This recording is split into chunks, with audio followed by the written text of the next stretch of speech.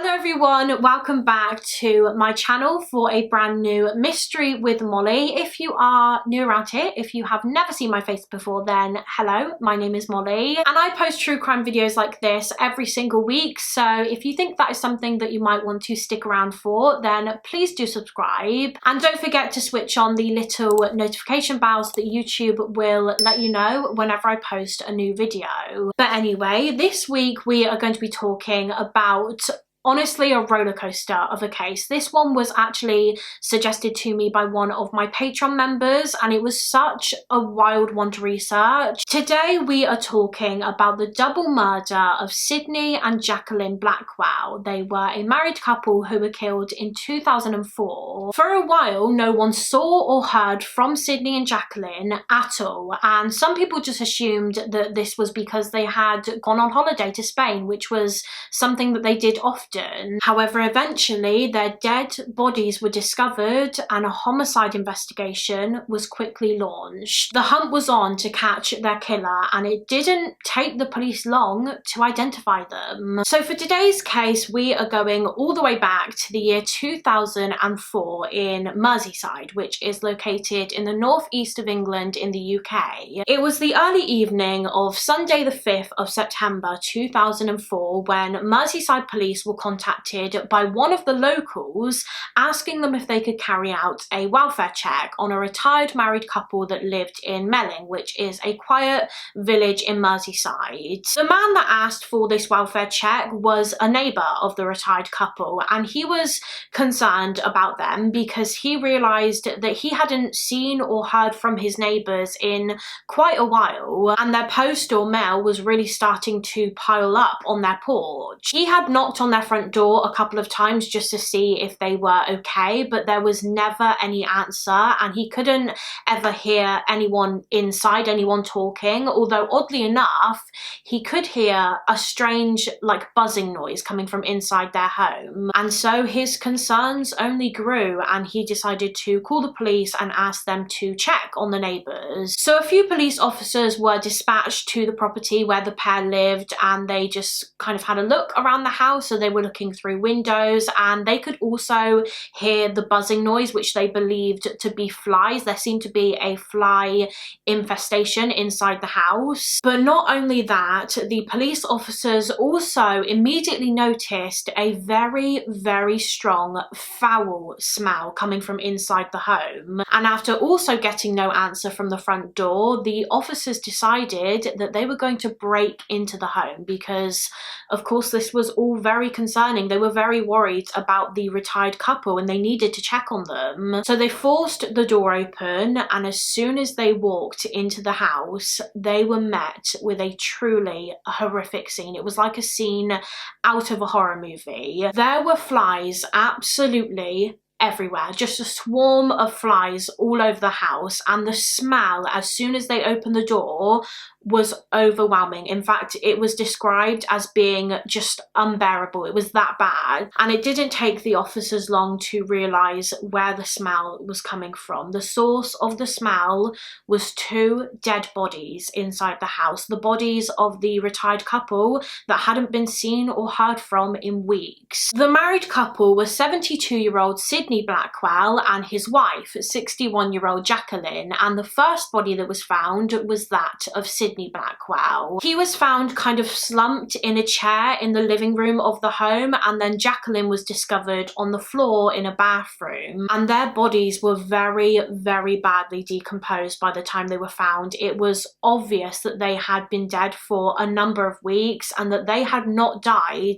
of a natural death. It was immediately clear that foul play was involved here and the whole house was a crime scene. But before we go any further with the case, let me just tell you a little bit more about married couple Sydney and Jacqueline Blackwell. So Sydney and Jacqueline had known each other for a very long time, ever since they were young adults in the 60s, and their story is a pretty unique one. They met each other, I believe, when they both worked at the Littlewoods factory in Liverpool. However, at the time they met, they were actually both married to other people. So Sydney had a wife and Jacqueline had a husband, although it is speculated that they did have a little crush on each other. They were both attracted to one another, but of course, because they were both in committed relationships, they never pursued anything, and they just got on with their individual lives. They went their separate ways and nothing ever happened between them for about 2 decades. But then 20 years after they first met, Sydney had gotten a divorce from his wife and Jacqueline's marriage had finished about 10 years earlier, and they met each other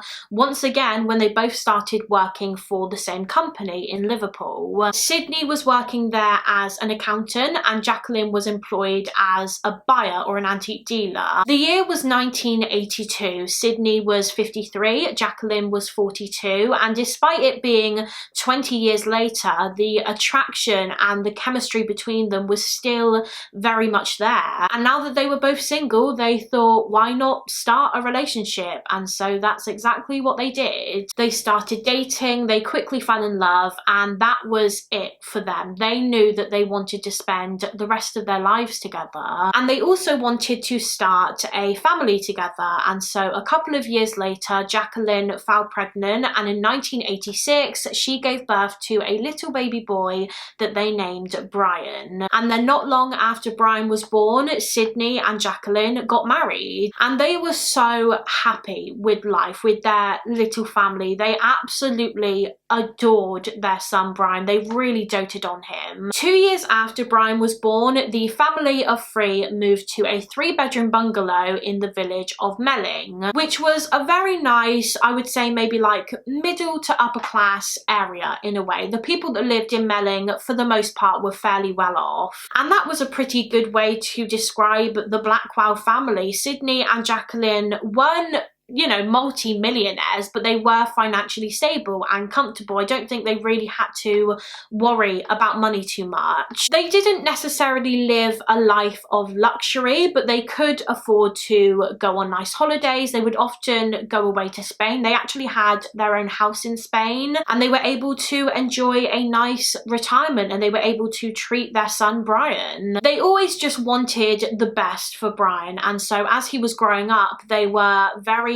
attentive parents. I think they always pushed Brian to do well in both school and also in sports. In fact, one sport that Brian was actually very, very good at was tennis, and Sydney and Jacqueline paid for Brian to have tennis lessons all throughout his childhood, I believe, and they would take him to and from his tennis lessons, and he was part of a tennis club because they recognized that tennis was a talent of his and they wanted him to really excel in it. And by age 18, which is how old Brian was when this case took place in 2004, he was an excellent tennis player. He was getting towards becoming like a professional level tennis player, I think. But as well as being good at tennis, Brian was also just a very bright young man. He attended a private school in Liverpool that his parents paid £7,000 a year for, and he was highly intelligent, so much so that his friends and family actually nicknamed him Brains. He achieved very high grades in school. He actually got 4 A's in his A-level exams, and he had recently been accepted to Nottingham University, where he was going to study medicine as he planned on becoming a surgeon one day, which Sydney and Jacqueline were just so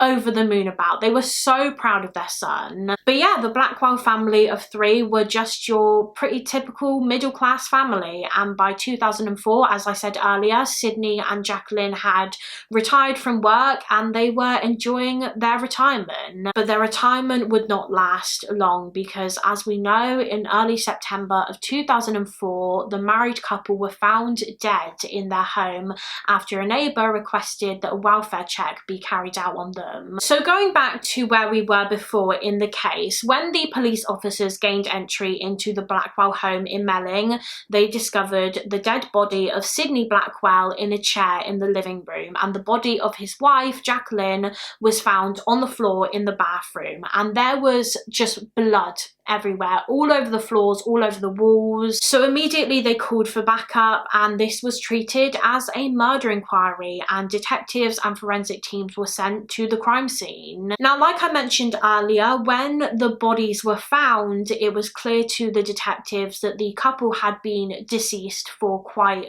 a while, at least a couple of weeks, because of how decomposed their remains were. In fact, they were so badly decomposed that the police couldn't tell just from looking at them how they had died. Initially, they thought that maybe they had died from gunshot wounds, and so one of their first theories in this case was that perhaps this was a murder-suicide. They thought that maybe Sydney Blackwell had killed his wife and then killed himself using a gun. However, soon enough, this theory was eliminated when it was found that actually the couple had been killed by being both stabbed and beaten to death.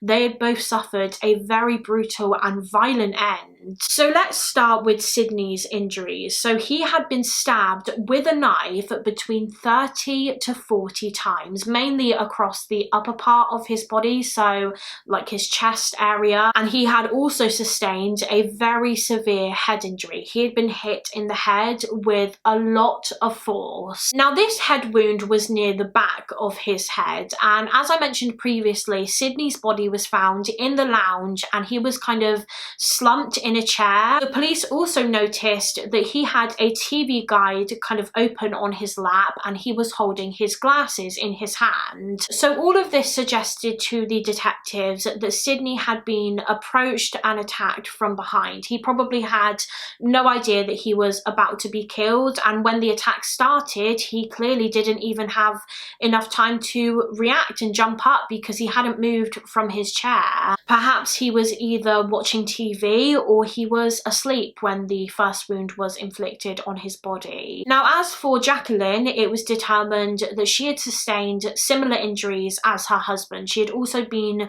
stabbed multiple times. I think around like 20 times she had been stabbed, and she had also been hit in the head with some kind of weapon, but as we know, she was found in the bathroom of the home. Although evidence at the crime scene actually indicated that she was attacked and killed in the lounge, the same room where Sydney was murdered. But then a blood trail in the home suggested that after she was dead, the killer dragged her body to the bathroom and left her there on the floor. There was a trail of blood from the lounge to the bathroom where her body had been moved. After looking around the house, the police didn't find any murder weapons, so the knife that was used to stab the couple wasn't located, nor was the weapon that was used to beat them around the head. But what they did find was a smashed window at the back of the property, which led the police to the theory that this was how the killer or killers had gotten into the home, which led the police to another theory, which was that perhaps this was a robbery gone wrong situation. As we know, the Blackwells were pretty well off, they had money, so perhaps their killers had gone there intending to rob them. However, this theory was also quickly ruled out because nothing appeared to have been stolen and the place didn't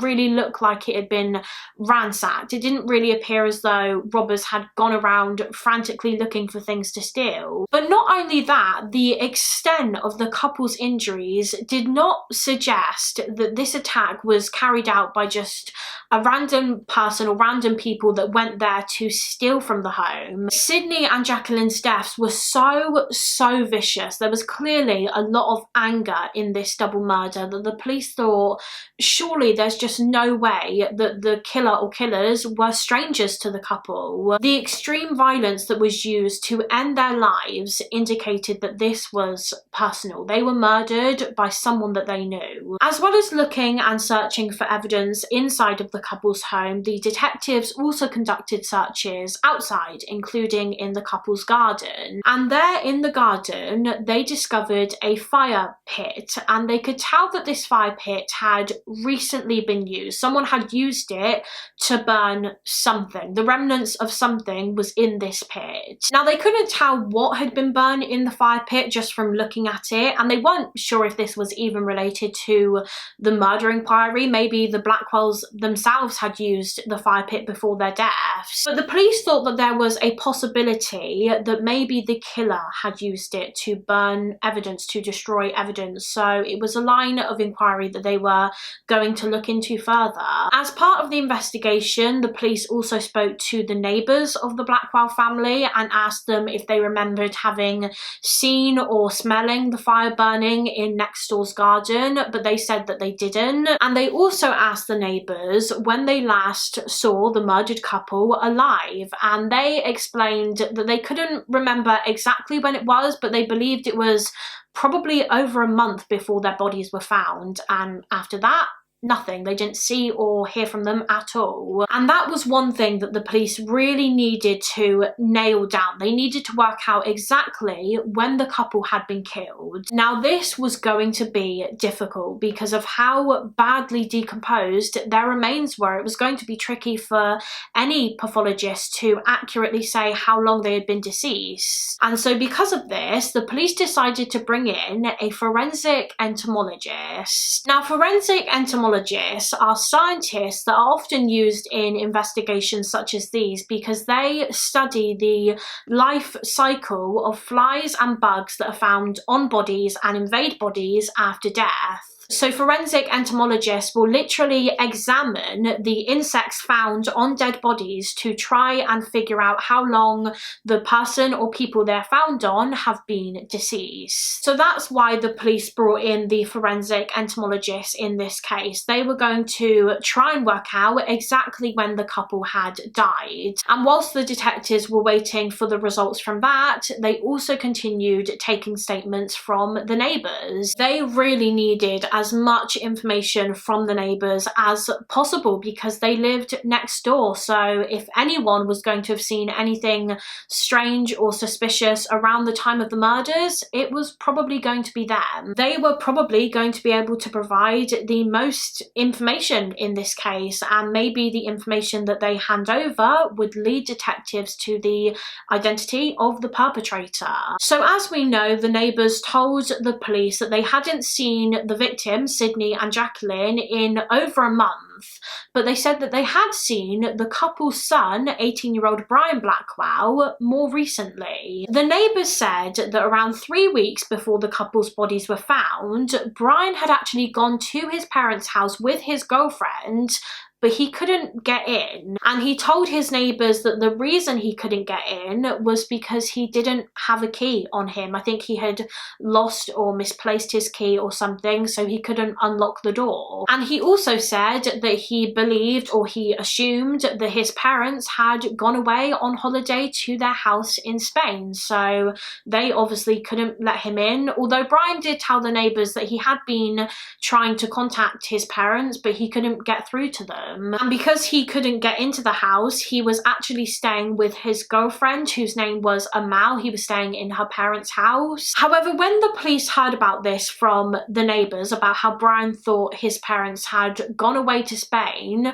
they were quite confused because, well, number one, they obviously hadn't gone to Spain. They were found murdered in their home, and also there was nothing in their home that suggested that they were about to go on holiday or they were getting ready to go on holiday. They didn't have any suitcases packed, there were no flight tickets or anything like that. They hadn't asked the neighbours to keep an eye on their home, which I believe is something they usually did when they went away. And also they hadn't told their own son that they planned on going. From what I can gather, Brian told the neighbours that he just assumed that his parents had gone to Spain because they did that often, but it seems very odd that they would just up and leave without actually letting their son know. So all of this just seemed a bit suspicious to the detectives, and they began thinking, was this story about going to Spain all just a lie? Did 18-year-old Brian Blackwell have something to do with the murder of his parents, and he just invented the fake Spain holiday story so that people would believe he had no idea where his parents were, when in actual fact he knew where his parents were. He knew that they were dead. So because of this, Brian very quickly became pretty much the top suspect in this double murder inquiry, and not long after the bodies were found, the detectives went to Brian's girlfriend's home where he was staying because they obviously wanted to speak with him. When they got there, however, Brian wasn't actually home at the time. I'm not sure exactly where he was, but he wasn't there when detectives arrived. It was just his girlfriend, 17-year-old Amal, and her family in the home. And so the detectives sat down with Amal and her parents and began speaking to them instead. They told the family about the murders of Brian's parents, and they were just completely shocked and devastated for Brian, and not for a second did they think that Brian was responsible for this horrific crime. They just didn't think that he had it in him to do something like that. So the detectives began asking the family a couple of questions. In particular, they were asking Amal questions because they wanted to know more about her relationship with Brian Blackwell. And Amal informed the detectives that she and Brian had met at school and they got along really well and quickly fell head over heels for each other. And so they began dating, and they seemed to be a really well-matched couple, and Amal's parents were so happy about this pairing. They really liked Brian. They thought he was a good, respectable young man who was going to go far in life. As I said earlier, Brian was a very smart young man. He was going to be attending university soon to study medicine, which I believe Amal was going to be doing too. She was also very intelligent. And as we know, Brian was also a very good tennis player. He was so good, in fact, that Amal told the police that Brian was actually being sponsored by the brand Nike, or Nike, whichever way you pronounce it. Nike had actually given him about £70,000 in sponsorship money because he was due to be competing in tennis tournaments around the world, and Nike wanted to represent him because they thought he was really good and very likely to win these tournaments. And Brian used to absolutely spoil his girlfriend Amal with the sponsorship money. He would buy her several gifts, including a car. At 18 years old, he brought his girlfriend a car. One day, Brian took Amal to a car showroom because he himself wanted to get a Mercedes car. So he took her with him so that she could help him choose the car that he was going to buy. And whilst they were there, Amal noticed that there was a Porsche in the showroom that she quite liked, and she kind of just made a comment like, wow, isn't this car really nice? And she said that she would love to have her own car one day.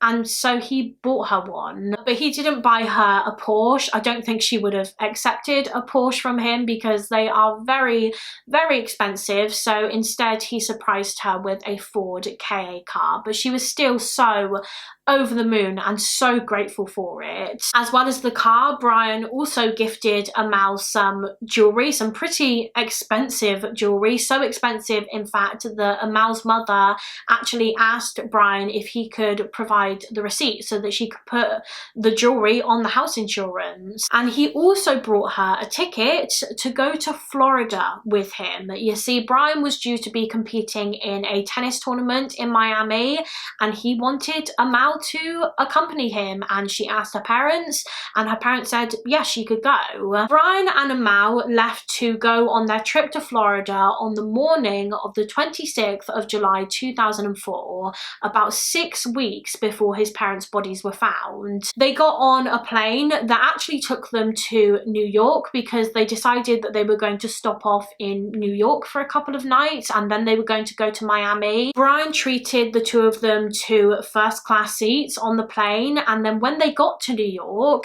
they actually stayed in the Plaza Hotel, I believe in the presidential suite where they had their own butler, all of which again would have been very, very expensive. We're talking thousands and thousands of pounds. And Amal said that the two of them just had the time of their lives. They were having expensive drinks and eating expensive meals. This stop in New York, she described it as being like a honeymoon. They were just having such a nice time. And in the end, they didn't even go to Miami. Brian told Amal that the tennis tournament he was due to compete in had been cancelled at the last minute because the weather there was really bad at the time, so it couldn't go ahead. But instead of just going back to England, they decided that they were going to continue their holiday in New York for a little while longer. But even after they finished their trip in New York, they still didn't want to go home just yet, and so Brian decided to take Amal on a trip to various other places. They were going to do a bit of traveling. They did actually go to Florida for a little bit, and then they went to Barbados and then San Francisco. And just like in New York, they both had an amazing time. They were staying in various hotels and going out for meals and going to different bars and clubs. It was just the trip of a lifetime for the young couple. And then eventually the two of them flew back to England, and they returned on the 12th of August 2004. And as soon as they got to the airport, they jumped in a taxi and they decided to head straight to Brian's parents' home to tell them all about their trip. And this is when the neighbours remembered seeing Brian. It was about 3 weeks before Sydney and Jacqueline were found dead. The neighbours came out of their home when they noticed that Brian and his girlfriend Amal had been standing on the porch for quite a while, and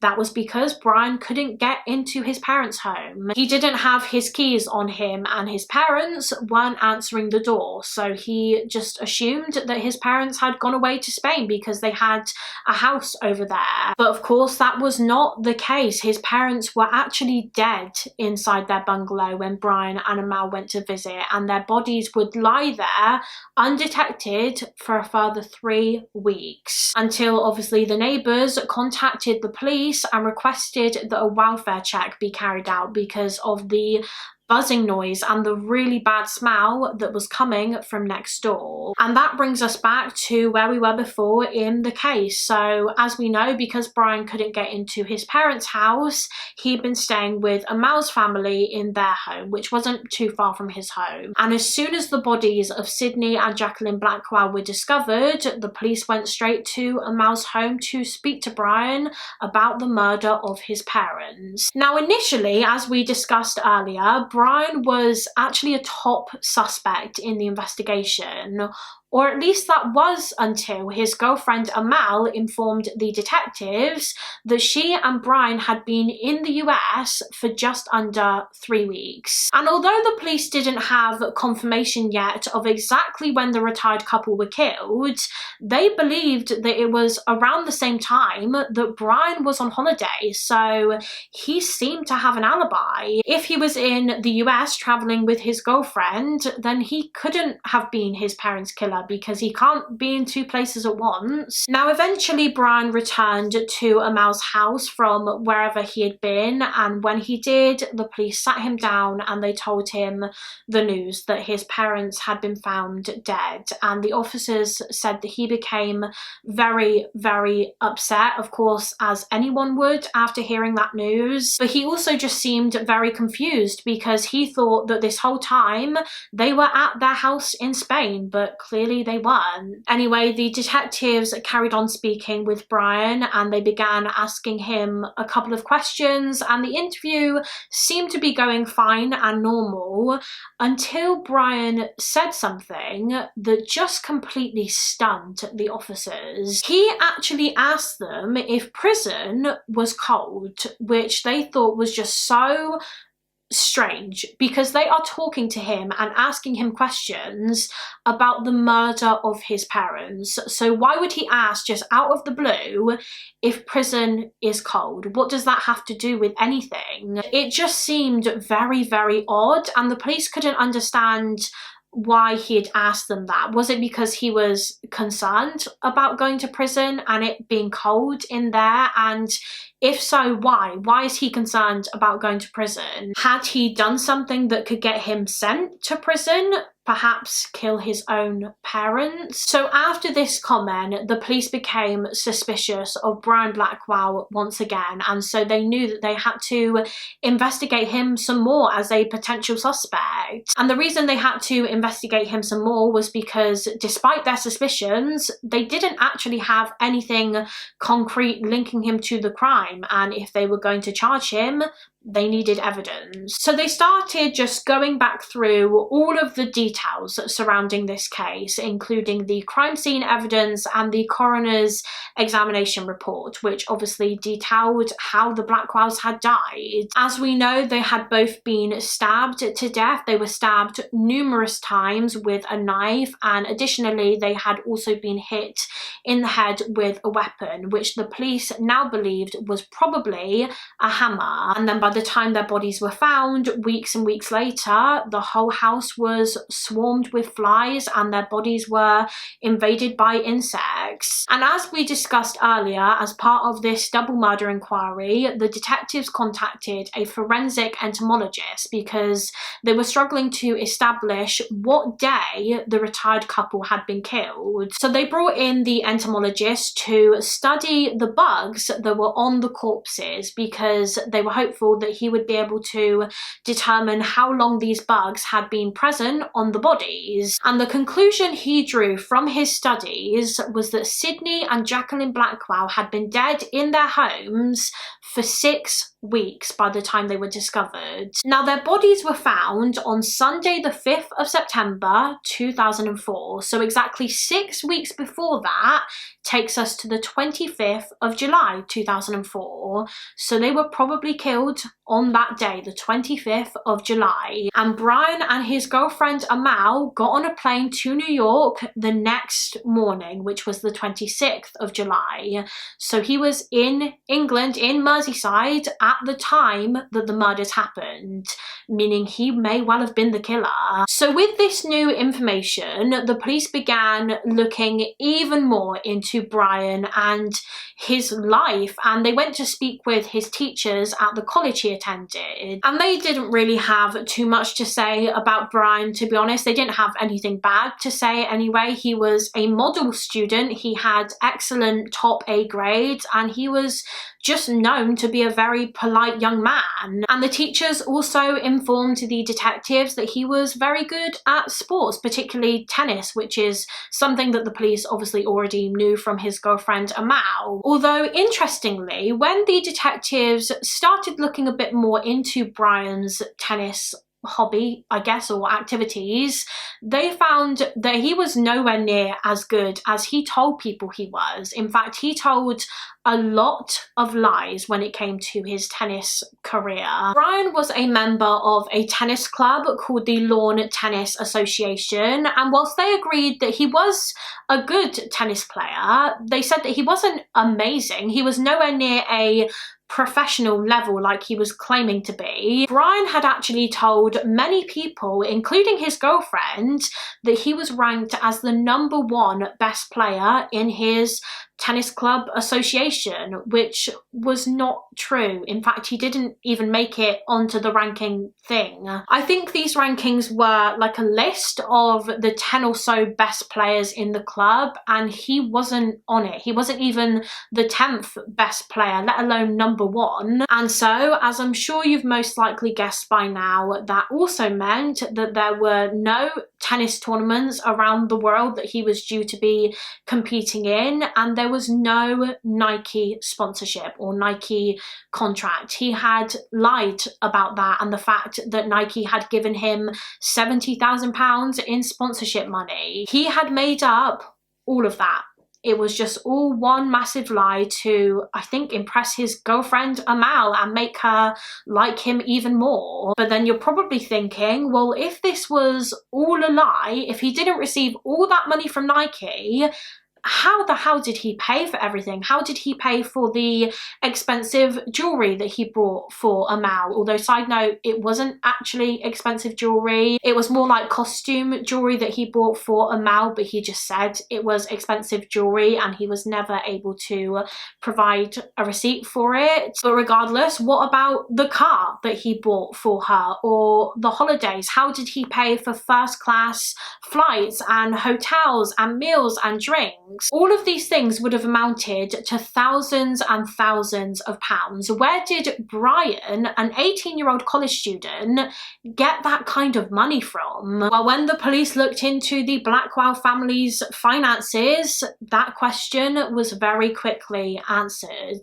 He'd been stealing it from his parents. Like we talked about earlier, the Blackwells were quite well off. They weren't mega rich, but they had money. They were very secure and stable in their financial situation. And it was discovered that Sydney and Jacqueline had set up Brian a trust fund, essentially, which was for him to use when he went off to university. It was his uni fund. However, Brian had managed to access it early, and according to a couple of sources, he did this by literally going to the bank and telling them that his father, Sydney, had passed away, which at that point was untrue. He was still alive, but he told them that his father had died, and so he needed access to his trust fund so that he could buy a car and some other things. And unbelievably, it worked, and he was given access to the account and he basically rinsed it. I think he had taken about £10,000 out of it. All of that money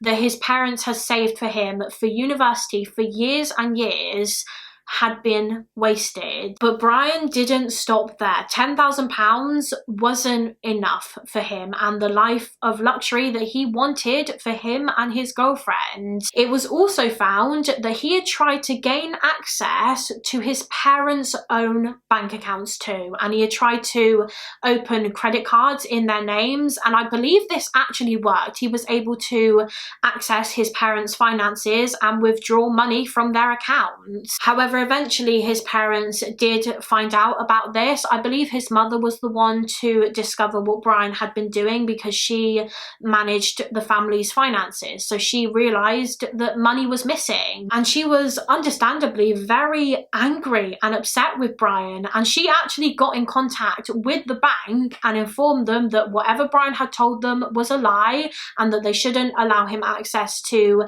any of their money or any funds that they had set up, and they shouldn't give him a credit card. So now that the police knew all of this, a motive that Brian might have had for murdering his parents presented itself. His motive was probably money. Maybe when his parents found out about his spending and they confronted him about it, it led to a load of arguments, and maybe one of these arguments led to Brian attacking and killing them. Maybe it was a fight that just got out of control, or maybe it was all planned. Perhaps when Brian realized that his parents had essentially cut him off and prevented him from accessing any money, he decided to get revenge and murder them. Or maybe he was scared that his parents would tell his girlfriend Amal about all the lies that he had told about the Nike contract and about the fact that he didn't really have £70,000 in sponsorship money and he couldn't risk that happening, so he decided to silence them by killing them. The police weren't sure at this point what to believe. They didn't know yet exactly what had happened on the day that his parents had died. All they knew for certain was that Brian had to have been involved. But they began questioning whether or not he was alone in this, or was his girlfriend Amal also involved? Did she have a part in the murder of Sydney and Jacqueline, or did she at least know what Brian had done? Maybe she wasn't there when it actually happened, but perhaps she did know that it was going to happen, or perhaps Brian told her that it had happened afterwards and she decided to keep it a secret for him. Did Amal know more about this crime than she was letting on? The police sat down with Amal and they just talked her through all of of the facts of the case so far, facts that indicated to them that Brian was the one who killed Sydney and Jacqueline. And the detective said that Amal seemed genuinely shocked when they told her all of this. She just couldn't believe that this boy who had pretty much promised her the world, who had been so kind and so loving and so generous towards her, she couldn't believe that he could have been capable of something like this. And she felt embarrassed and violated because he had deceived her so much. He had deceived everyone. Everyone that knew Brian, his girlfriend's parents, his peers, his friends, his teachers, they all thought he was this incredible young man who was going to become a well-known professional tennis player that was going to make bucket loads of money because that's what he told them. But it was just all lies. He had brainwashed everyone. But anyway, going back to Amal. So like I said, the police did have their suspicions that she may have known more about this double murder than she originally let on. However, when they looked into her some more, they were able to confirm that that was not the case. It's not believed that she had any knowledge about the murder of Sydney and Jacqueline, and so she was ruled out as a person of interest. But as part of the inquiry, now that Brian was the top suspect, the police decided to conduct a search of the house that he had been staying in the weeks before his parents' bodies were found. And this was obviously Amal's parents' home, so the police asked her parents if they could search their property, and they gave their permission for them to do that. In particular, the police searches were mainly focused on the room that Brian was staying in and also the garage, because Amal's parents told the police that Brian had put some of his belongings in there in the garage. So they started searching the garage, and in there they actually found a bag that looked as though it had almost been hidden. It was clear that whoever had put that bag in the garage didn't want anyone to find it. But the police did find it, and when they opened it up, inside they found a hammer. A hammer that looked very, very similar to the one the coroner said would have made the head injuries that were inflicted on the victims. And I believe when this hammer was found, it still had blood and also hair on it, which obviously most likely belonged to Sydney and Jacqueline Blackwell. But that wasn't all they found inside this bag. They also discovered a set of keys to the Blackwell family home, and these keys belonged to Brian, which was very interesting considering that Brian told his neighbours on the 12th of August when he returned from the US, he told them that he couldn't get into his parents' house because he didn't have his keys. He had lost or misplaced them, but they were inside this bag along with a hammer. So after finding these items, the hammer and the keys hidden in a bag in a house that Brian was staying in after the murder, the police were obviously certain now more than ever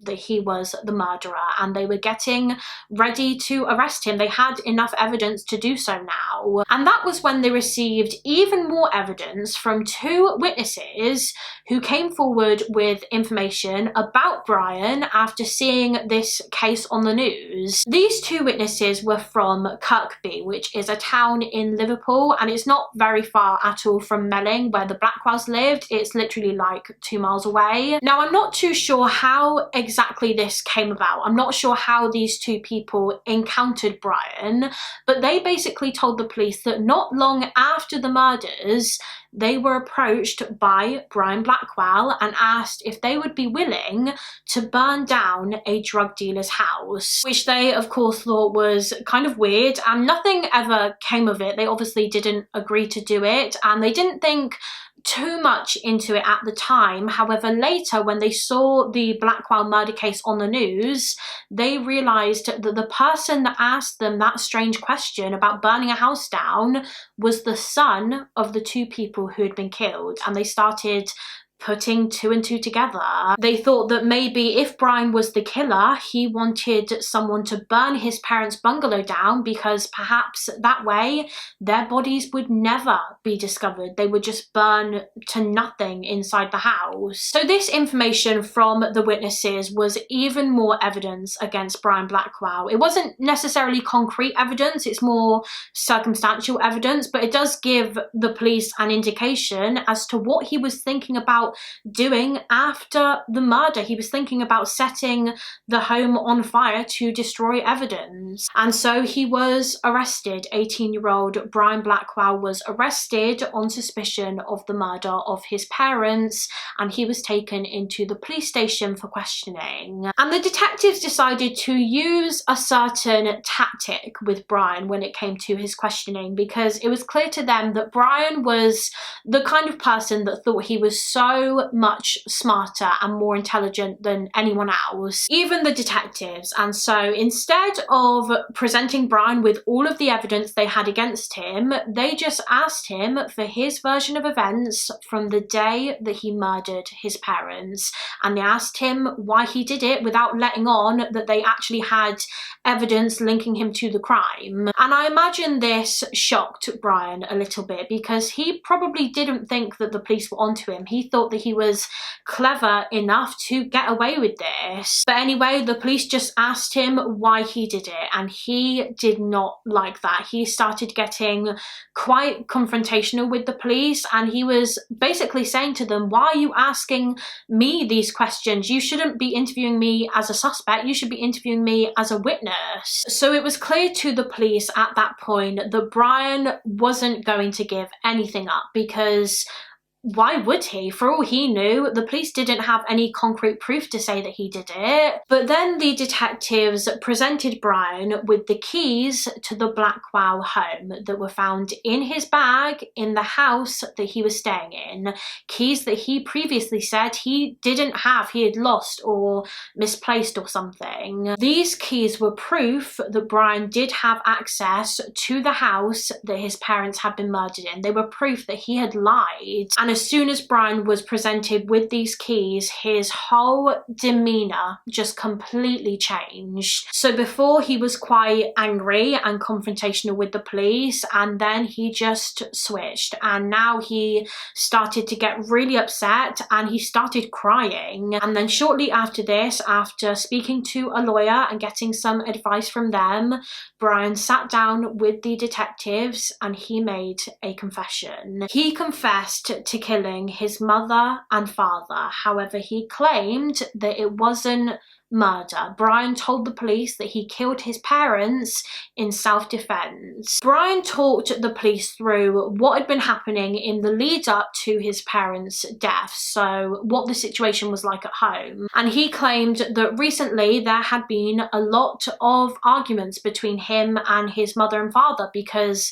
they found out about his spending and his stealing of their money, and of course they were furious with him. But he said that they weren't just arguing about money, they were also arguing a lot about Brian's girlfriend Amal. You see, Sydney and Jacqueline didn't really approve of Amal because they felt that she was kind of taking him away from them and distracting him from his studies. And according to sources, they also weren't happy because basically Brian had been accepted into 2 different universities to study medicine. He was offered a place at Nottingham University and also Edinburgh University, and his parents wanted him to go to Edinburgh, but Brian wanted to go to Nottingham because that was the same university that Amal was going to be attending. So there were a lot of arguments surrounding that, and also, like I said, the whole money situation. And on one particular night, the night of the murder, one of these arguments escalated very quickly and soon turned physical. Brian said that that evening he was just in his bedroom bedroom putting some posters up on his walls,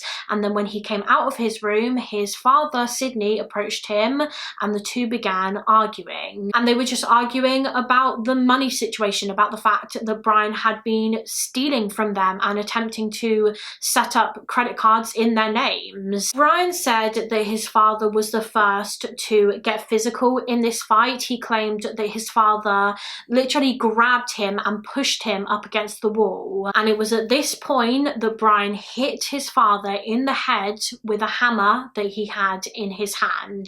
Not sure why he had a hammer in his hand at that particular moment, but anyway, he struck his father with the hammer, and as soon as he did, his father collapsed and fell to the floor. And it was after this that his mother came into the room after hearing the fight, and in her hand she had a knife from the kitchen. And he said that his mother just came at him with the knife. She was about to attack him, and so to defend himself, he struck her in the head with the hammer too, and she also fell to the floor. However, the fight didn't end there. Brian said that they weren't actually on the floor for long. Eventually they both managed to get back up and they went for him again. He claimed that his father Sydney grabbed him and his mother picked up the knife and began trying to stab him. And so he grabbed the knife off of her and began stabbing her repeatedly. He stabbed her right in the chest. And Brian claimed that after that, everything was just a massive blur. He couldn't really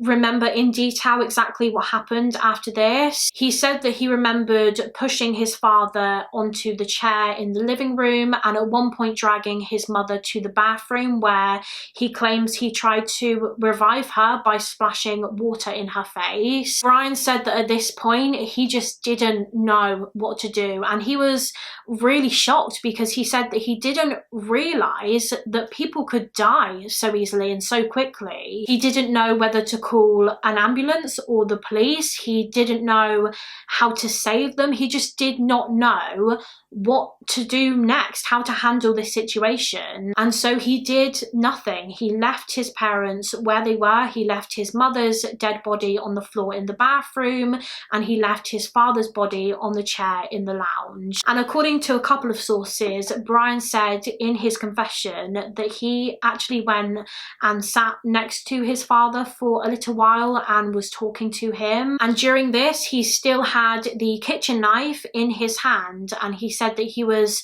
kind of just poking the knife into his father's body. And he said that, again, he couldn't believe how easy this was to do, how easy it was for the knife to go in. Brian stayed in the house with his parents' bodies for a little while, and then he decided to go and stay at his girlfriend Amal's house. And as we know, the next day he got on a plane and went to New York with Amal, and he paid for the trip with his deceased parents' money using their credit cards. And it's believed that he probably thought that by the time he and Amal arrived back in England on the 12th of August, that their bodies would have been discovered. But when he went to the bungalow and realised that they hadn't been discovered and they were still just in the house decomposing, he just told people that he didn't have a key to get in and that his parents had most likely gone to their house in Spain. He thought that was a good cover story because they often went away to Spain. So that was Brian's story. His version of events was that he killed his parents in self-defense.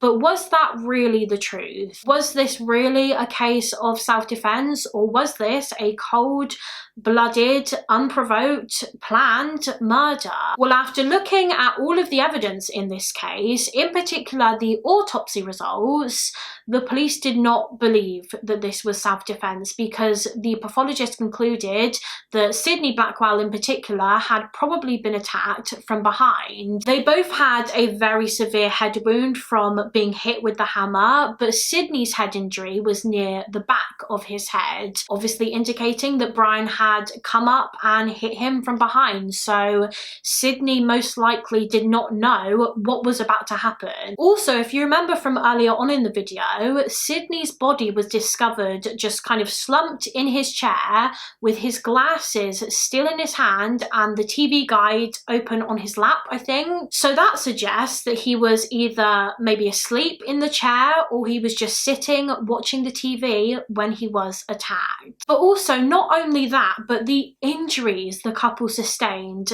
to me, does not indicate that they were killed in self-defense, because not only had they been hit in the head with a hammer, but they had also both been stabbed multiple times with the knife. Sydney had been stabbed between 30 to 40 times and Jacqueline around 20 times, and that just doesn't add up to me. If this was really self-defense, why would Brian have needed to stab them that many times? They probably would have been dead after the first few stab wounds along with the blow to the head, and yet he just kept going and going and going. Also, again, to me, his version of events doesn't make sense at all, because he said that he hit both his parents in the head with the hammer and they fell to the floor. But then he said that eventually they just got back up and they began attacking him again, which I just don't see happening. I really don't think that after being hit in the head with a hammer, I don't think they would have been able to just get back up and start attacking him again. But that wasn't the only evidence that suggested this wasn't self-defense. If you recall from earlier on in the case, when the police were searching the Blackwells property after the bodies were found, they found a fire pit in the garden, and it was clear that someone had recently used this fire pit to burn something. Well, when the contents of this fire pit was collected and tested and examined, it was found that it was clothing. Someone had tried to burn their clothes in this pit. And this clothing in the fire pit was discovered to belong to Brian Blackwell. It was the clothes that he had been wearing on the night that he had killed his parents, and he had burnt them to, I assume, destroy the blood evidence that would have been present on them, which didn't really indicate to the police that Brian had killed his parents in self-defense, because this shows some level of premeditation. He had thought about what he was going to do afterwards. He was going to burn his clothes. But what's also interesting about Brian, and again kind of goes against his self-defense story, is the way he acted after the murders. He claimed in his confession that he was so upset, so upset and heartbroken afterwards, and he couldn't believe what he had done. But to everyone else, he just seemed completely normal. He took his girlfriend on holiday the following day and she did not suspect a thing, because he seemed completely fine.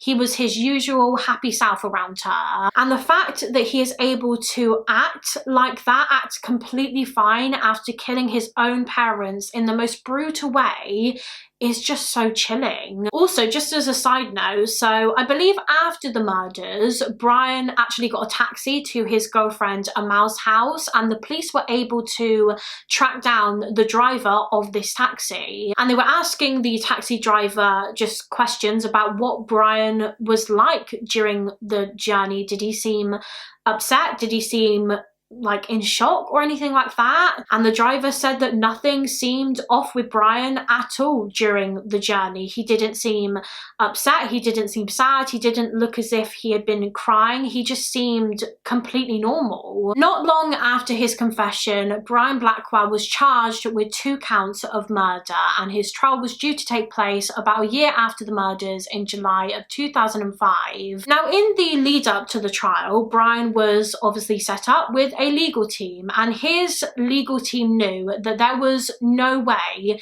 he could deny this now. I mean, he had given a confession, so when it came to his plea hearing, they knew that he had to plead guilty. But what they were going to try and do was get him the lowest possible sentence by claiming that Brian couldn't be held responsible for his actions because he was mentally ill. Before Brian's trial took place, he was examined by a number of psychologists, many of which believed that Brian actually suffered from a mental illness known as narcissistic personality disorder, the symptoms of which can include a lack of empathy, a need to exaggerate one's achievements and talents, and becoming impatient and angry when they are faced with criticism. I'll put a list of some of the other symptoms of narcissistic personality disorder on screen, and I'll also link some more information about it in the description box if you would like to read up on it a bit more and educate yourself. I had never actually heard of that personality disorder before this case, so it was really interesting learning more about it during my research. But yeah, a couple of the psychiatrists thought that Brian suffered from this condition, and so in their expert opinion, they believed that Brian should be convicted of manslaughter on the grounds of diminished responsibility and not murder. And so when it came to his plea hearing, that is exactly the approach Brian and his defense team took. Instead of pleading guilty to murder, he pleaded guilty to manslaughter, claiming that he couldn't be held responsible for his actions because of his mental illness. And after hearing from the psychiatrist, the court agreed with this plea, and so the double murder charges were dropped. And so now all the judge had to do was sentence Brian, and in June of 2005 he was sentenced to life imprisonment with a minimum of 12 years for the manslaughter of his parents, Sydney and Jacqueline Blackwell. And from what I can gather, Brian is actually out of prison now, but I can't be 100% sure on that because different sources said different things about this. A couple of sources said that he is still in prison to this day and that he currently resides in Swinfen Hall Prison in Staffordshire, whereas other sources state that he became eligible for parole in 2016, so about 11 years after he was sentenced, and after his parole hearing, the parole board granted his release. Apparently his time in prison was really well spent. He was a model prisoner. He became a valued member of the prison's library. So I think he is a free man now. I don't know where he is. I don't know what he's doing. I don't know if he has a new identity, but yeah, I think he is no longer in prison. And as I'm sure you can imagine, a lot of people had very mixed opinions over Brian's prison sentence. Many people thought that he should have been handed a harsher sentence, whereas others thought that his sentence was correct given the fact that he suffered from narcissistic personality disorder. But yeah, that is it for this case. A really wild one. I hope I explained it well and presented it in a way that made sense. Honestly, there is so much information about this case online that I had to go through. It was a very well-known case at the time just because of how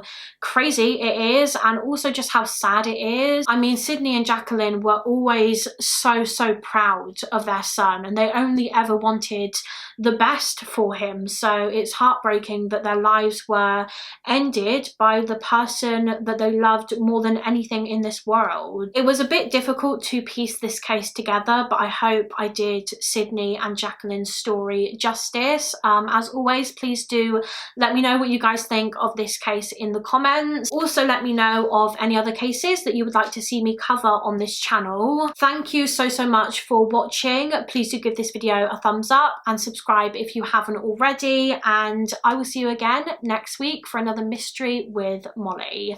Bye guys.